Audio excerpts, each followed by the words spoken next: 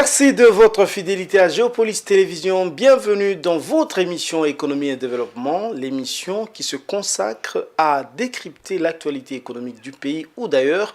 L'émission se propose donc d'aller en profondeur des questions d'actualité pour en saisir le sens profond. Aujourd'hui, nous avons le réel plaisir de recevoir ici à Géopolis Télévision, dans notre émission, Dieudonné Kassongo. Il est économiste.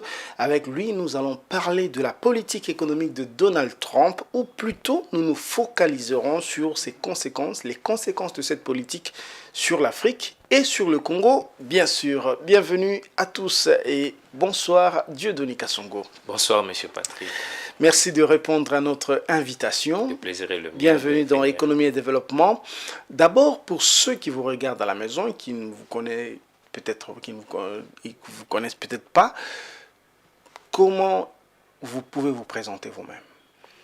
Je suis Dieudonné Kassongo Moulamba et de profession, je suis dans l'humanitaire pour le moment, mais aussi par formation, je suis monétariste. Autrement dit, licencié en économie monétaire internationale, voilà. Analyste économique. Voilà, analyste économique. Donc, les téléspectateurs comprennent qu'il s'agit de l'économie pure. On va parler de l'économie. L'économie aujourd'hui, Dieudonné Kassongo, on va dire, le monde est globalisé, son économie également. Il y a une guerre entre la Chine et les États-Unis d'Amérique, guerre commerciale, parce qu'il n'y a pas crépitement des balles.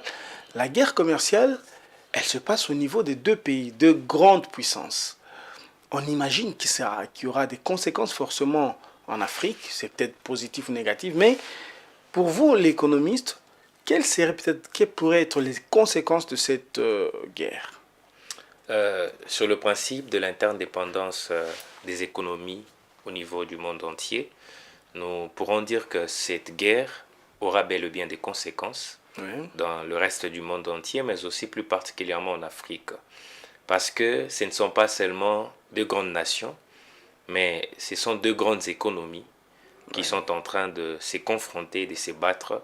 Et ces deux grandes économies, à eux, ils tiennent en main 50% du PIB mondial.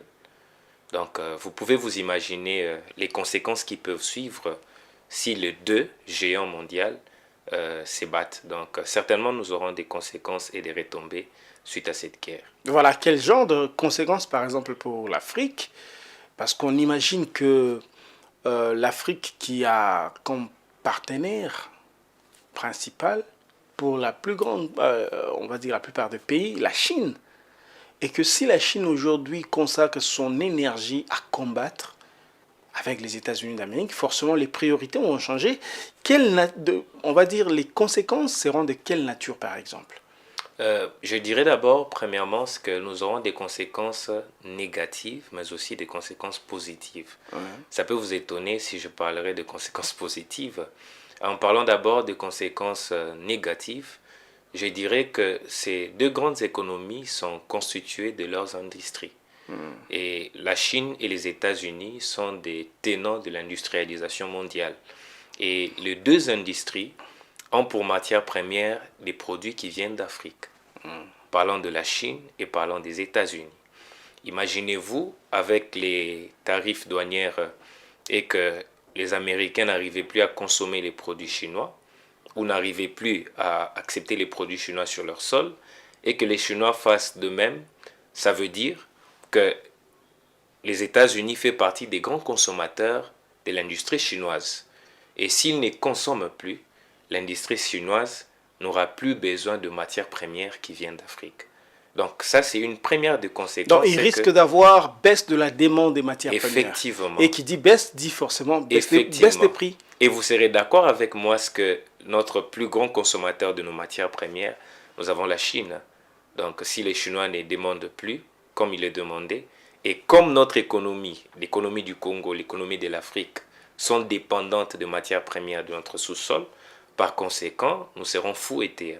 Nous serons vraiment fouettés, particulièrement le Congo. On arrivera au Congo, on en parlera en long et en large, mais on imagine que, vous voyez par exemple les États-Unis et la Chine qui se battent, Mais pour ceux qui nous regardent à la maison, parce que c'est une matière un peu spéciale, spécifique, Oui. ils ne comprennent pas forcément. D'abord, en deux mots, quand il dit ils se battent, il s'agit de tarifs douaniers, de quoi s'agit-il exactement? En passant, la fois passée, je le dis ici, hein, quand on parle de guerre, pour les grandes puissances, il ne s'agit pas seulement de l'armée, Oui. de bruit, de crépitement de balles, mais il s'agit aussi de l'économie. C'est-à-dire, je peux ou ne pas envahir Tel pays, voilà. votre pays avec une armée, mais je peux vous fléchir avec mon économie. Voilà. Et les États-Unis, parlant de Donald Trump, lorsqu'il est arrivé au pouvoir, il s'est rendu compte que la Chine avait fléchi économiquement les genoux des États-Unis. Par ricochet, les États-Unis ont commencé à plus consommer de la Chine plutôt que la Chine consommait des États-Unis. Mais jusqu'à aujourd'hui, apparemment, c'est encore le cas. Et c'était une stratégie chinoise pour préparer à prendre le règne euh, mondial, pour dire devenir une superpuissance. Voilà, s'imposer. Et, Mais et, voilà. et je dirais, les États-Unis comprenant cela, Donald Trump est venu pour inverser cet ordre-là et il y va de gré ou de force. Alors, Donald Trump est arrivé avec on va dire, un slogan ou bien une ligne, une orientation politique. Il dit America First, c'est-à-dire d'abord la priorité, ce sont les États-Unis d'Amérique. Oui. On a vu qu'il a commencé à suspendre l'USAID, par exemple, les aides on en arrivera là. Oui. Mais il y a en Afrique un accord d'échange commercial, bien des échanges commerciaux avec les États-Unis d'Amérique, l'AGOA. Est-ce qu'on peut imaginer qu'au nom de America First, que cet AGOA-là ne va pas poursuivre cet accord d'échange commerciaux? Déjà, la poursuite de cet accord est remise en question parce que les États-Unis viennent de taxer à 10% ces produits qui bénéficiaient d'exonération, qui ne devaient pas être taxés en entrée aux États-Unis. Ils viennent de taxer. Donc la question est suspendue si cet accord va poursuivre. Mais ce que j'aimerais souligner ici, c'est que les États-Unis ne font rien pour rien. Et s'ils avaient signé ces accords, c'était une façon de témoigner, entre guillemets, leur vouloir que l'Afrique se développe. Mais derrière ces accords-là, ils voulaient aussi s'intégrer dans l'économie africaine et saisir à bras le corps les économies africaines. Quand nous parlons accords, il n'y a pas que les avantages qu'ils nous proposent. Ils ont aussi leurs intérêts dans ces accords-là. Et en passant, moi je dirais que les Africains doivent apprendre à développer leurs économies plutôt que d'attendre, espérer des accords. Comme le fait la Chine a développé son économie et aujourd'hui peut tenir le bras aux États-Unis et dire que si vous faites, moi aussi je fais. C'est ce que les Africains doivent apprendre à faire. Et ne plus attendre des accords. Ne plus attendre des accords, mais en même temps, ils ne vivent pas en vase clos, c'est-à-dire qu'il y aura forcément des échanges avec le monde extérieur. Est-ce qu'il faut continuer quels sont, par exemple, les leviers dont dispose l'Afrique pour peser justement devant les États-Unis d'Amérique ou bien devant la Chine? Le principal levier, sont les matières premières que possède l'Afrique. L'Afrique aujourd'hui, si je peux le dire, hein, l'Afrique est les poumons de l'économie mondiale. Plus particulièrement si je parlerai du Congo. Si nous voyons rien que le cobalt du Congo, nous avons en Afrique, au Congo, le capital mondial du cobalt. Vous imaginez les enjeux. Vous imaginez si le lendemain, nous nous tournons tous vers les véhicules électriques. C'est vers l'Afrique qu'on va tourner. L'Afrique aujourd'hui est l'un des continents qui tient dans son sous-sol l'une des grandes productions du pétrole. Et en parlant du pétrole, en parlant des autres minéraux, mais je dirais que l'Afrique, c'est l'un des poumons mondiaux. Mais le problème de l'Afrique, c'est que nous sommes dans une forme de colonisation déguisée. C'est-à-dire, les Occidentaux ne vont jamais accepter le développement de l'Afrique. Ça, on ne doit pas se voiler la face. Les Africains, nous devons nous le dire face à face. C'est-à-dire, ils ne vont jamais, jamais et jamais. Et en passant, nous en parlerons. Lorsque vous verrez les différents projets soutenus par les Américains, le Français, l'Union européenne en Afrique, ces projets-là vont en premier lieu en leur faveur avant de toucher les Africains. Donc, à nous de changer les paradigmes, à nous de voir comment nous tenir entre Africains et se développer et tenir face à toutes ces économies américaines, européennes, etc. Voilà, vous avez parlé de changement de paradigme, mais il y a d'abord le fait que, je l'ai dit en annonçant cette émission tout à l'heure, les États-Unis d'Amérique de Donald Trump commencent même à suspendre une aide comme une agence comme l'USAID avec toute l'aide qu'il y avait dans les pays du Sud. Le Congo, c'est près d'1 milliard de dollars. Quelles pourraient être les conséquences de cette suspension, qui pourrait se prolonger, cette suspension justement? Certainement, il y aura des conséquences, surtout d'un pays qui attend de l'aide pour avancer, d'un pays qui attend de l'aide pour se développer. Et j'emprunterai les mots de Thomas Sankara qui a dit qu'aucun pays ne peut se développer avec de l'aide. Aucun et aucun. Les Africains doivent le savoir, les Congolais, nous devons le savoir, que les aides ne vont pas nous aider à nous développer. Les Chinois disent, au lieu de me donner, apprends-moi à pêcher pour que demain je ne vienne plus te redemander. C'est que ces gens devaient faire. Ils devaient venir avec la technologie et nous proposer cette technologie-là. Qu'ils viennent vers nous, qui nous disent, vous avez les matières premières, voici comment vous devez les transformer. Ça, c'est un véritable aide qui va aider les Africains à utiliser ces technologies afin de transformer leurs matières premières, de mettre en valeur leurs richesses et de les vendre beaucoup plus cher. Mais ils viennent nous aider pour que nous puissions attendre de ces aides-là et attendre du développement venant de ces aides, tout en sachant que si nous dépendons d'eux, les jours où ils vont fermer le robinet, on va pleurer parce que nous n'avons pas la technologie pour transformer nos richesses. Nous n'avons pas l'intelligence pour manipuler ce que nous avons dans notre sous-sol. Donc moi je dirais qu'il y aura des conséquences et nous allons en suivre parce que ceux qui travaillent déjà dans ces agences-là vont perdre du travail et par ricochet, les projets qui étaient financés ne seront plus financés et par conséquent, les populations qui dépendaient directement de ces aides seront frappées. Il y a aussi les questions, par exemple, sanitaires. L'USAID, c'est beaucoup on va dire, de flux financiers qui vont vers l'aide sanitaire. Il y a aussi ça qui va peut-être changer. Effectivement, vous avez raison, ça va changer. Et ceci doit servir des leçons à nos autorités à bien organiser la structure sanitaire. Et vous savez, ce n'est pas de la magie, hein. Il suffit d'une bonne organisation, la structure sanitaire va tenir sans aide.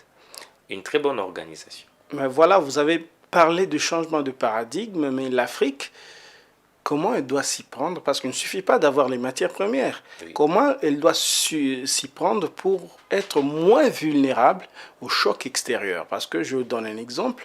Il y a guerre entre l'Ukraine et la Russie. Du coup, c'est l'Afrique qui a, on va dire, la pénurie de pain de qualité.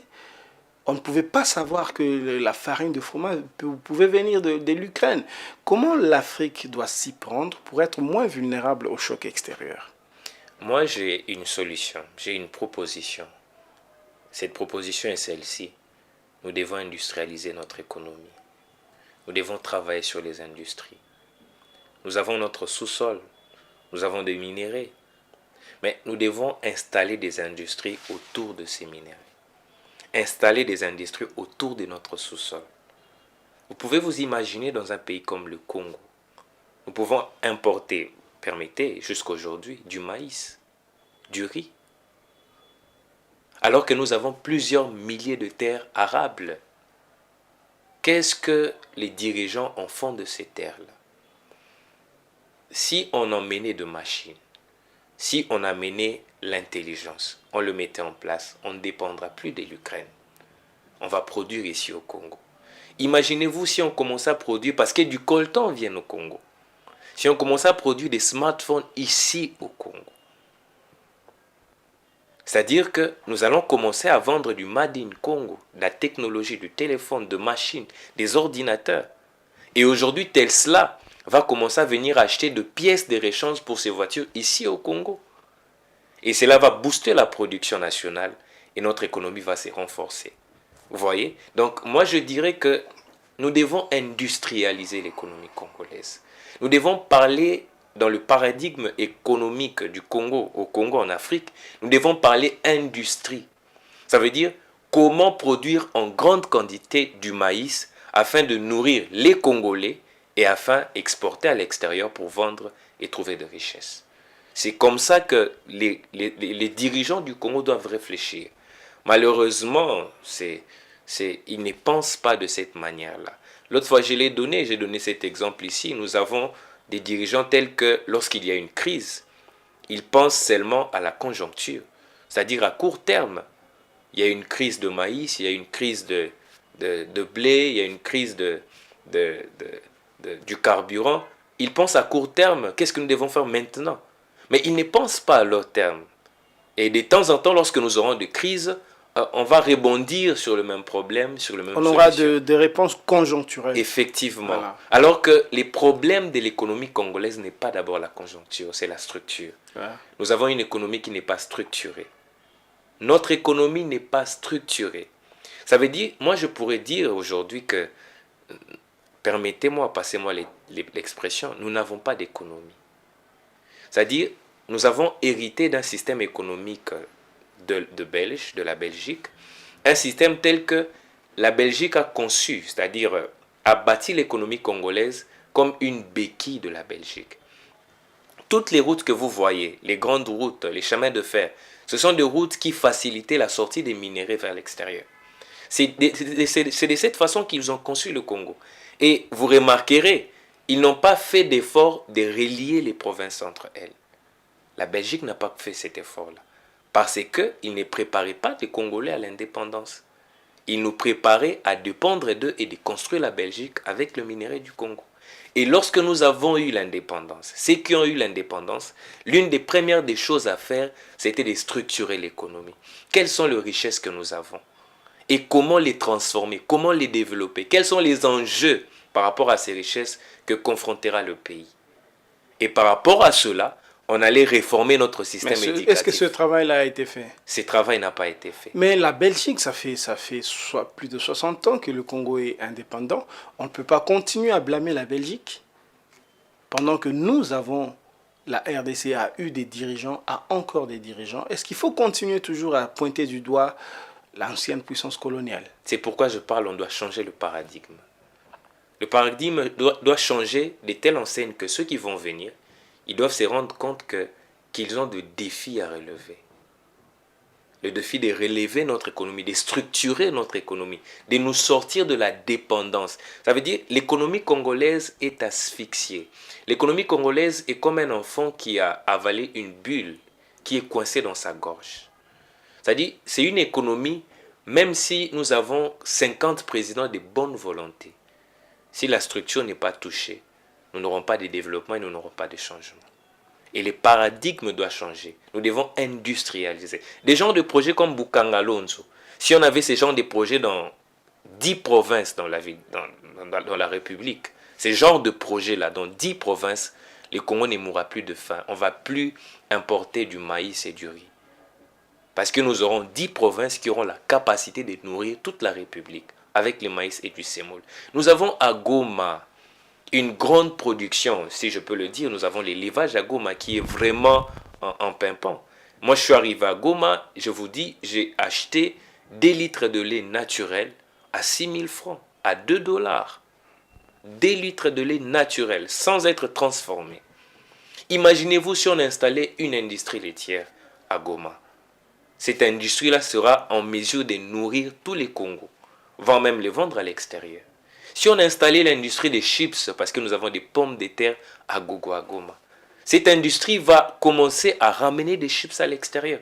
Mais jusqu'à aujourd'hui, nous importons de chips, ces aliments que nos enfants mangent, nous l'importons. Tu peux t'imaginer cette situation. Nous importons même les clous. C'est anormal.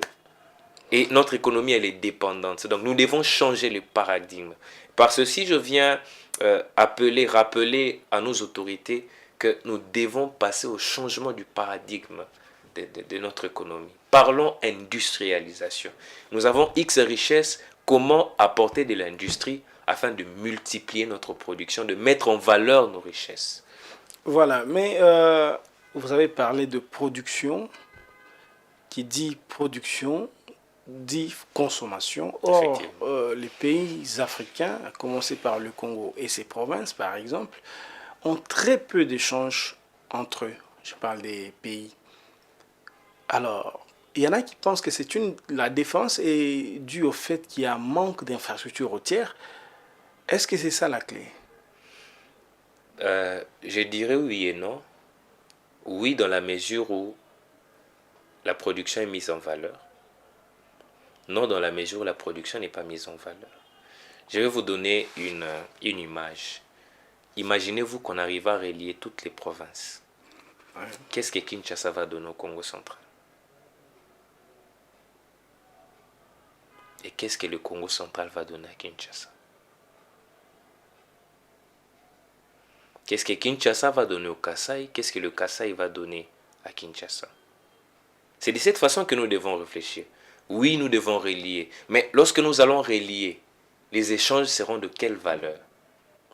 Et ce que nous devons commencer, c'est commencer à renforcer les efforts de production dans les provinces, premièrement. C'est ça le base. Et lorsque les efforts de production sont renforcés, à ces moments-là, la liaison des provinces aura tout son pesant d'or et toute sa valeur. C'est ce que j'ai dit. Si on industrialisait, si on renforçait les productions au niveau des provinces, nous aurons le gain ou le résultat de cette liaison de provinces.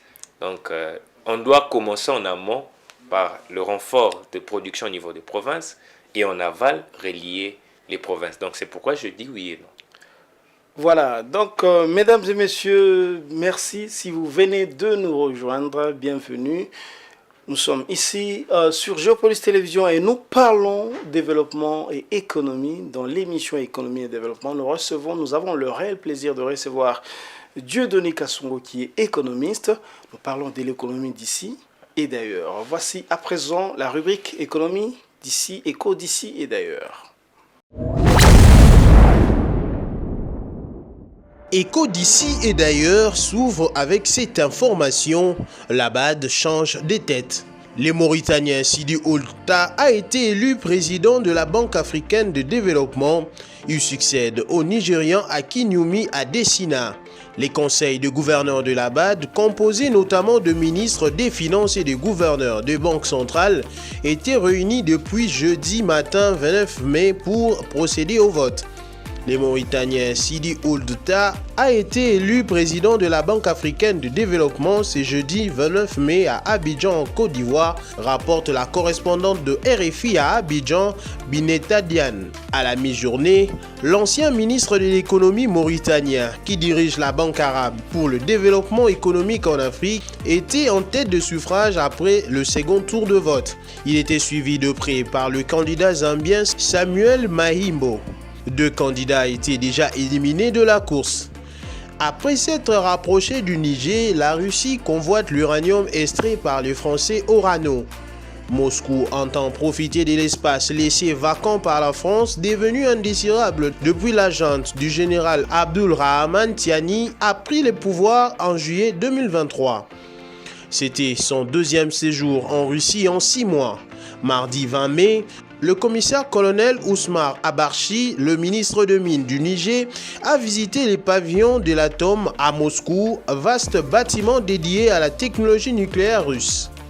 2 jours plus tard, il était à Saint-Pétersbourg pour participer à un forum sur l'écologie, à l'issue duquel il s'est entretenu avec le vice-ministre russe de Mines, Dimitri Tetankin. Les 2 hommes ont évoqué la coopération minière entre les 2 pays, en particulier dans le domaine de l'uranium, dont le Niger est l'un des principaux producteurs mondiaux. Guerre en Ukraine, le FMI s'accorde avec Kiev en vue du versement de 500 millions de dollars. Le Fonds monétaire international a annoncé jeudi être parvenu à un accord avec le gouvernement ukrainien en vue du versement d'une nouvelle tranche de 500 millions de dollars dans le cadre du programme d'aide en cours. L'accord doit encore être validé par le conseil d'administration du fonds pour devenir effectif, ce qui devrait intervenir dans les prochaines semaines. Ces nouveaux déboursements porteraient à 10,65 milliards de dollars le fonds d'ores et déjà déboursé sur le 15,5 milliards de dollars prévus dans le programme d'aide. Ces derniers s'inscrivent dans un grand plan international d'aide d'un montant total de 122 milliards de dollars, approuvé en mars 2023 par l'ensemble des pays soutenant l'Ukraine depuis le début de l'invasion russe en février 2022. Un juge fédéral américain va émettre une injonction bloquant les efforts de l'administration Trump visant à empêcher l'université Harvard d'inscrire les étudiants internationaux. L'université était devant le tribunal pour tenter de prolonger une ordonnance temporaire empêchant l'administration Trump de révoquer les droits de l'école à accueillir des étudiants internationaux. La juge Alison Bourouk avait émis un blocage d'urgence la semaine dernière après que l'administration a brusquement annoncé qu'elle annulerait la capacité de Harvard à accueillir des étudiants internationaux. La dernière est la plus grave escalade dans la bataille de l'administration contre les établissements d'enseignement supérieur.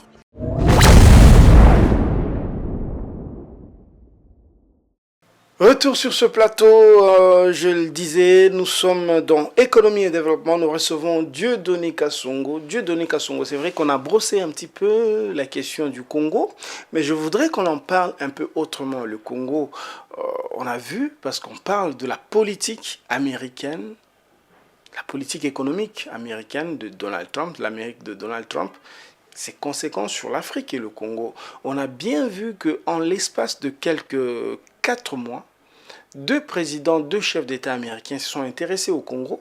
D'abord, l'administration Joe Biden. Joe Biden a été en Angola, qui s'est intéressé au couloir de Lobito, qui est en Angola, mais le Congo est dans le coup.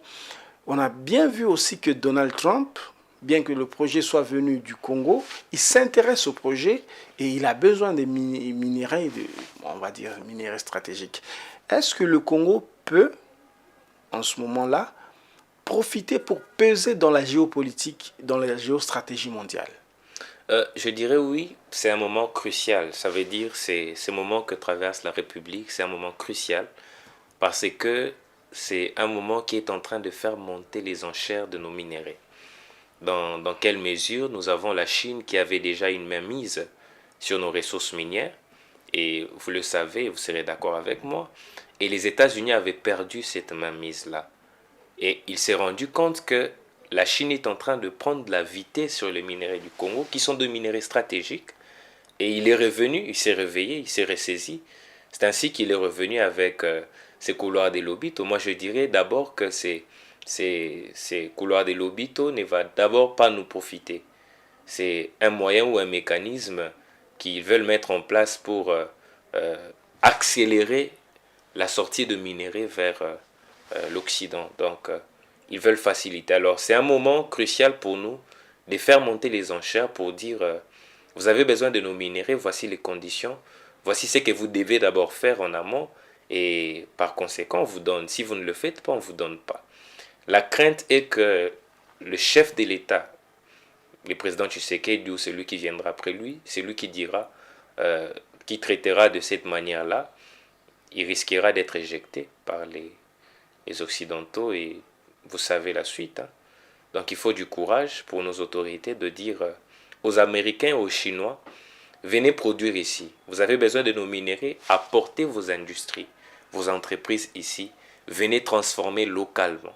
Ça va réduire les taux de chômage, mais aussi ça va apporter la technologie et ça va permettre aux fils du pays de voir comment les batteries sont fabriquées au travers du coltan et les autres matières premières. Donc c'est un moment pour la RDC de faire monter les enchères, pas seulement en montant le prix de ses ressources, mais aussi en imposant les conditions qui vont favoriser le développement et la croissance économique. Mais déjà, les prix, c'est pas la RDC qui les fixe.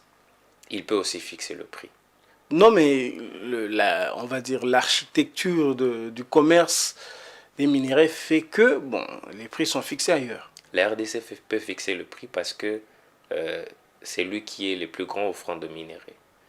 Je parlerai de cobalt et autres. Vous savez, quand le président Tshisekedi a vu que la guerre continuait, il a mis un frein sur le cobalt, si je ne me trompe pas. Sur la vente des cobalt, qui a fait monter le prix sur le marché. Ça veut dire dans l'économie, nous avons la loi de l'offre et de la demande. Ouais.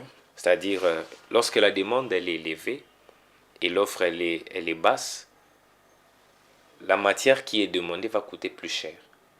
Et si la RDC apporte en grande quantité et que la demande est élevée, la RDC retire sa quantité de matière qui est demandée sur le marché. L'offre va coûter cher. Et quand ça coûte cher, ceux qui demandent vont chercher qui était le plus grand offrant et pourquoi ils n'offrent plus. Et à ces moments-là, il va fixer les prix. C'est pourquoi en économie, on dit que le prix est fixé par la rencontre entre l'offre et la demande. Donc par ces canaux et ces mécanismes, nous pouvons imposer un prix.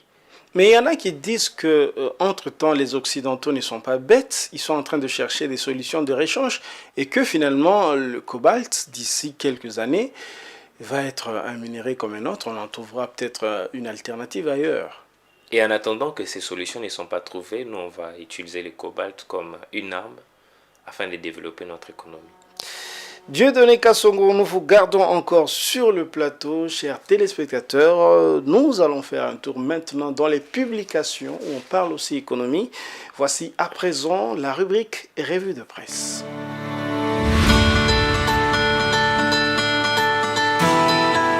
Ouvrons cette revue avec Géopolis Hebdo.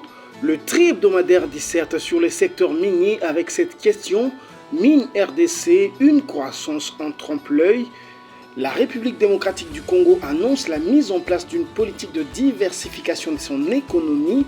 Le pays mise énormément sur le secteur agricole afin de parvenir à une croissance qui aiderait à faire reculer la pauvreté. Selon Julien Paluku, ministre du Commerce extérieur, l'agriculture est le secteur qui conduirait la RDC à sortir de la dépendance du secteur minier. L'économie de la RDC a toujours été portée par le secteur minier avec des minéraux comme le cobalt, le cuivre, l'or, la cassitérite, le zinc, le tantal et maintenant le lithium. Mais malgré cette panoplie de ressources minières dont certaines sont considérées comme des métaux rares et stratégiques, le secteur minier peine à mener vers une croissance qui sortirait le Congolais de la pauvreté. Selon Julien Paluku, ministre du Commerce extérieur, l'économie congolaise est certes tirée par le secteur minier, mais lorsqu'on examine la manière dont le secteur minier a participé au développement en RDC, on se rend compte que la RDC n'a pas tiré profit du secteur minier. Sur un tout autre sujet, Africa News reprend le dossier publié par un média français sur l'ancien président.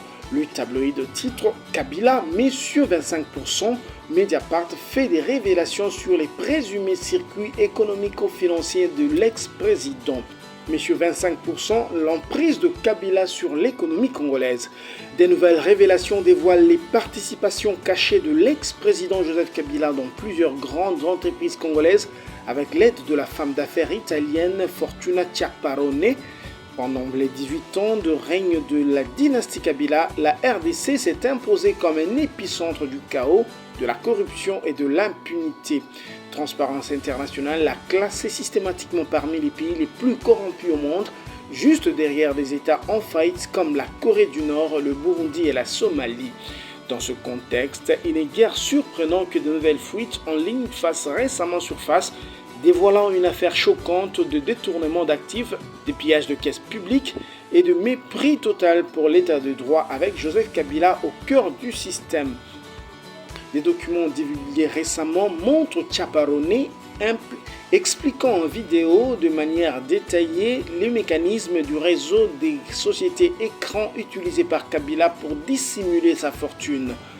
Elle y affirme agir comme prête-nom de l'ancien président tout en détenant officiellement 100% des parts de nombreuses entreprises. Le potentiel, quant à lui, met en manchette cette autre affaire qui défraie la chronique, l'Assemblée nationale qui livre Moutamba à la justice. Après examen et débat sur le rapport de la commission spéciale chargée d'examiner le réquisitoire du procureur général près la Cour de cassation Firmin Vondé, dans l'affaire de construction d'une maison d'arrêt à Kisangani, la plénière de l'Assemblée nationale du jeudi 29 mai 2025 a autorisé la mise en accusation de Constant Moutamba Tungunga, ministre d'État de la Justice et garde des Sceaux. Le rapport de la commission spéciale et temporaire présenté par le député André Litté à la plénière relève de sérieux manquements et fait état d'un détournement présumé de 19,9 millions de dollars sur les 39 millions destinés à la construction d'une prison à Kisangani. De même, ce rapport mentionne des graves irrégularités dans l'attribution de marchés de gré à gré avec une entreprise non enregistrée au ministère des Travaux publics. Au revoir. Retour sur ce plateau, nous entamons déjà en tout cas le dernier virage de l'émission. Dieudonné Kassongo, nous vous recevons et vous nous répondez en tant qu'économiste. Quand vous regardez par exemple le fait que la Chine échange à plus de 50%, c'est-à-dire que c'est le premier partenaire du Congo, là avant on en a parlé comme premier partenaire de l'Afrique, maintenant du Congo, en termes d'échanges commerciaux autour des minéraux, à plus de 50%. L'Union européenne, je crois, c'est à moins de 5%, moins de 2% d'ailleurs. Et qu'aujourd'hui, le Congo ouvre son marché, entre guillemets, aux États-Unis d'Amérique, qui sont peut-être des rivaux avec la Chine. On ne risque pas d'avoir une guerre de grande puissance au Congo, et dont la RDC sera la grande perdante. Ce n'est pas qu'on ne risque pas, nous sommes déjà dans cette guerre. Et nous venons tantôt d'en parler du corridor des Lobito. Pourquoi les États-Unis sont revenus? C'est parce qu'ils veulent revenir dans la possession de matières premières congolaises. Donc nous sommes déjà dans une guerre. C'est-à-dire les États-Unis sont en train d'envier la part que la Chine a sur le minerai du Congo. Il est en train de faire de toutes les manières et de toutes les façons d'avoir une main mise sur ça. Pourquoi l'Union européenne, si je peux le dire, finance le Rwanda, finance l'armée rwandaise? Parce qu'au travers du Rwanda, l'Union européenne a des minerais du Congo. L'Union européenne a des minerais du Congo au travers du Rwanda. Et vous l'avez vu, nous avons eu une découverte lors de cette guerre qu'il y avait un accord entre l'Union européenne et le Rwanda sur les matières stratégiques congolaises, les minéraux stratégiques au Congo, alors que le Rwanda a dans son sous-sol aucune minerai qu'il est en train de commercialiser avec l'Union européenne. Donc c'est pour dire que nous sommes déjà dans une guerre et toutes les démarches sont autorisées dans une guerre pour gagner. Et eux, ils ont choisi à déstabiliser le Congo pour prendre les dessus. Et avec Donald Trump, il s'est dit, j'aimerais mettre fin à cette stratégie de tuer, et puis j'aimerais traiter égal avec les Congos. C'est ainsi qu'il a fait asseoir le Rwanda et les Congos pour dire, enfin on doit travailler dans la paix et voir dans quelle mesure nous pouvons voir ces minéraux sans tuer, sans verser du sang. Nous sommes déjà dans une guerre et les États-Unis veulent revenir. Donc le Congo est comme une femme qui est convoitée par les États-Unis et la Chine. La Chine a une grande part et les États-Unis cherchent à revenir dans le cœur du Congo. Les États-Unis cherchent à revenir dans le cœur du Congo. Donc l'accord là qui est en préparation, vous y croyez-vous? Moi, ce que je dirais, c'est que le salut du Congo ne viendra pas des États-Unis. Le salut du Congo ne viendra pas de ces accords. Pourquoi? Parce que ces accords vont pas d'abord être profités par les Congolais. Ça sera d'abord pour les intérêts des Occidentaux. Moi, ce que je dirais aux Congolais et aux autorités congolaises, c'est que nous devons nous asseoir et voir dans quelle mesure sortir le Congo dans ces gouffres de dépendance économique. Nous dépendons totalement de l'extérieur. Après avoir signé des accords de paix, après être d'accord avec le Rwanda et les États-Unis, l'Union européenne, de dire oui, nous allons vous vendre et on va partager les richesses avec le Rwanda. Après cela, pensez-vous que le Congo va se développer? Le Congo ne va pas se développer. Le Congo continuera à dépendre d'eux. Et ce que nous devons faire, ce que nous devons étudier entre fils du pays, entre Congolais, voir dans quelle mesure sortir de ces griffes. Dire à ces gens-là, venez avec la technologie. Donnez-nous à prendre de cette technologie afin que nous puissions développer aussi notre économie nous-mêmes, nous seuls. C'est-à-dire que nous n'ayons pas besoin forcément d'exporter du cobalt congolais, du coltan congolais, que nous produisons localement, que nous utilisons ces coltans et ces cobalts-là localement, alors que nous puissions vous vendre à votre industrie des pièces, comme les fait la France, la Chine et les autres pays. Ils vendent de pièces à d'autres puissances et de pièces qui sont fabriquées avec les matières premières congolaises. Si vous avez une voiture, je vous informe que vous avez dans votre voiture des pièces qui ont été fabriquées avec des matières congolaises. Et vous avez acheté cette voiture plus chère parce qu'elle est fabriquée en Chine ou aux États-Unis. Si elle était fabriquée au Congo, tu ne l'aurais pas achetée à 7 000 $. Peut-être tu l'aurais acheté à 2 500, comme coûte un ketch en Chine. Parce que ces matières-là sont produites localement en Chine. Et si cela a été produit localement au Congo, cela va coûter moins cher aux Congolais et plus cher à ceux qui vont l'acheter à l'extérieur. Donc c'est dans ce sens ou dans cette idéologie que nous devons réfléchir. Comment développer notre économie à l'interne et sortir de ces griffes de dépendance économique. Et alors, on va discuter avec la Chine, avec les États-Unis sur les restants de nos ressources. Au cas contraire, nous allons commencer à dialoguer, à négocier, mais nous allons dépendre d'eux. Et comme notre économie, pour le moment, dépend à 60% de nos matières premières, ça veut dire que si nous dépendons d'eux, les jours, ils vont fermer les robinets, ils vont nous coincer, nous serons asphyxiés et ça sera compliqué pour nous. Donc la solution, ce n'est pas les accords. La solution, c'est que nous devons produire, nous devons développer notre économie, nous devons renforcer notre système économique. La solution n'est pas les accords, dites-vous, mais il y en a qui se réjouissent déjà parce qu'il y a moins de 48 heures, disons ça comme ça, une firme américaine qui s'appelle Cobalt, qui est dans le secteur minier, qui a annoncé déjà un accord avec AVZ Mineral autour de lithium avec plus de 1 milliard d'investissements prévus. Il y en a qui disent que c'est une bonne nouvelle. Pour vous, ça, ce n'est rien. Oui, c'est une bonne nouvelle dans la mesure où cela va développer une industrie au Congo et à emmener la technologie. C'est-à-dire, c'est que le Belge ne nous ont pas, ceux qui nous ont colonisé, nos parents, c'est-à-dire, ils ont investi au Congo, mais pas pour le Congolais. Et cette firme-là viendra, mais il doit investir et pour lui et pour le Congolais.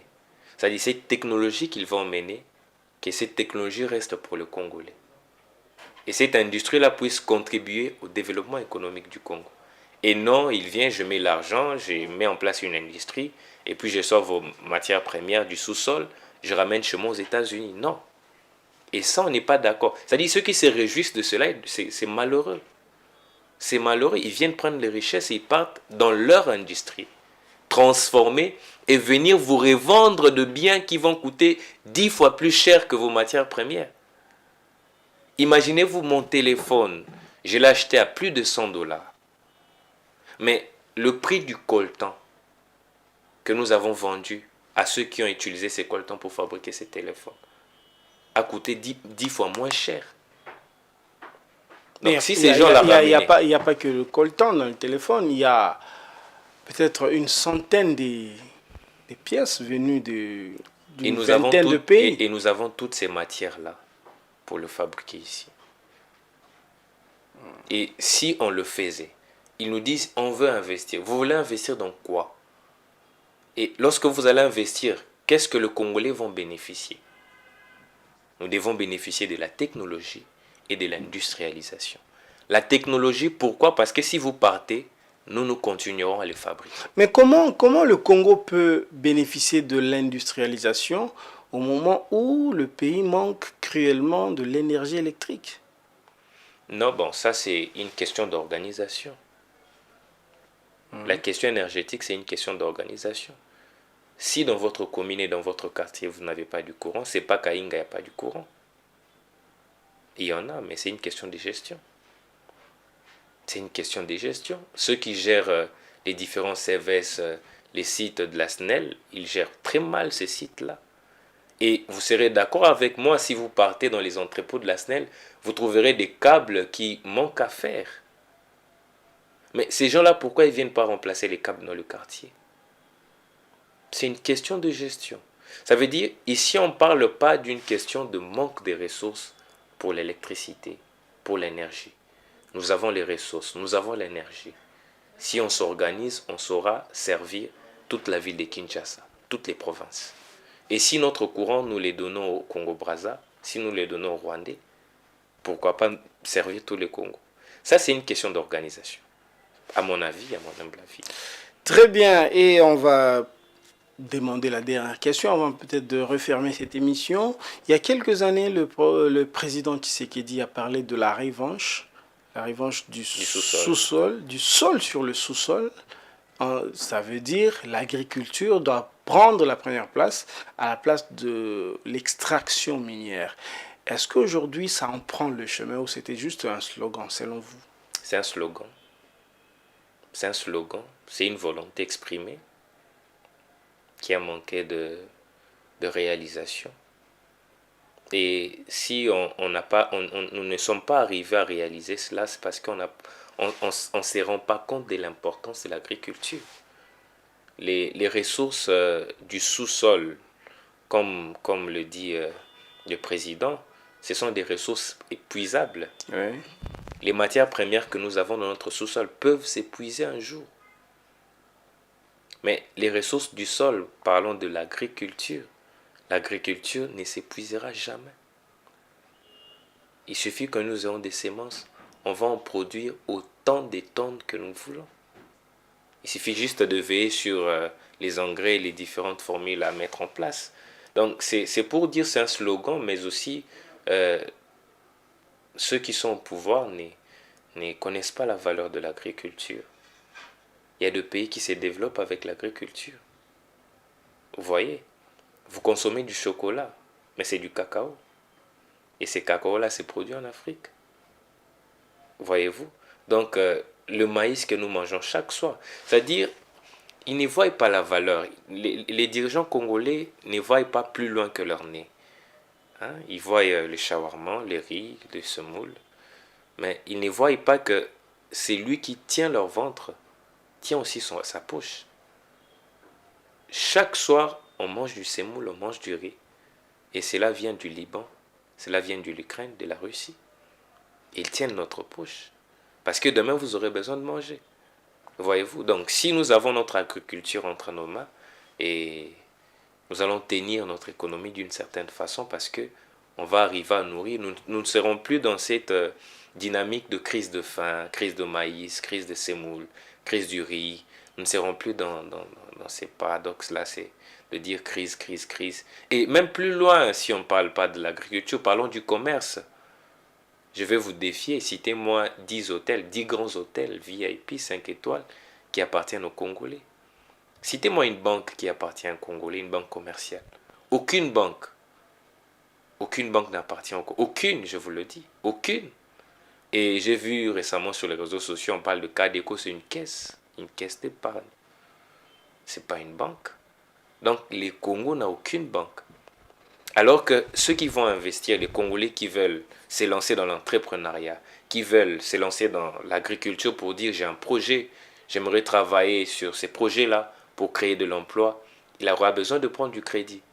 Et s'il part à la banque, c'est la famille Raoji, ce sont les Indiens.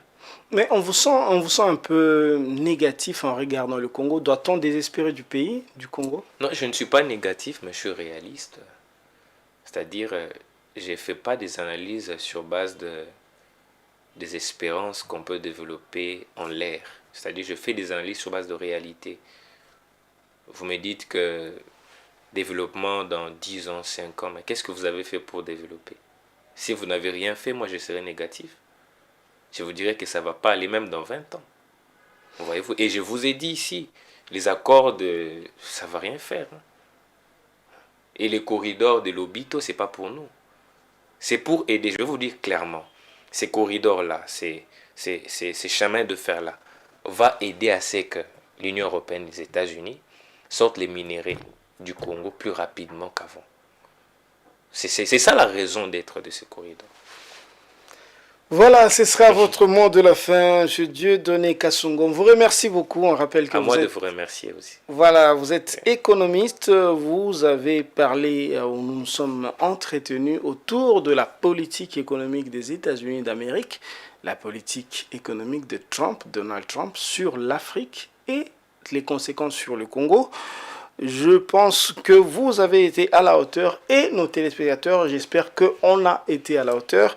On a apporté, en tout cas notre invité a apporté de lumière sur des questions qui vous semblent un peu ésotériques. Économie et développement, c'est ici la fin de parcours. On va se quitter avec l'espoir de se retrouver la semaine prochaine, en tout cas la fois prochaine, avec un autre invité et ce sera toujours avec le même plaisir. À la semaine prochaine.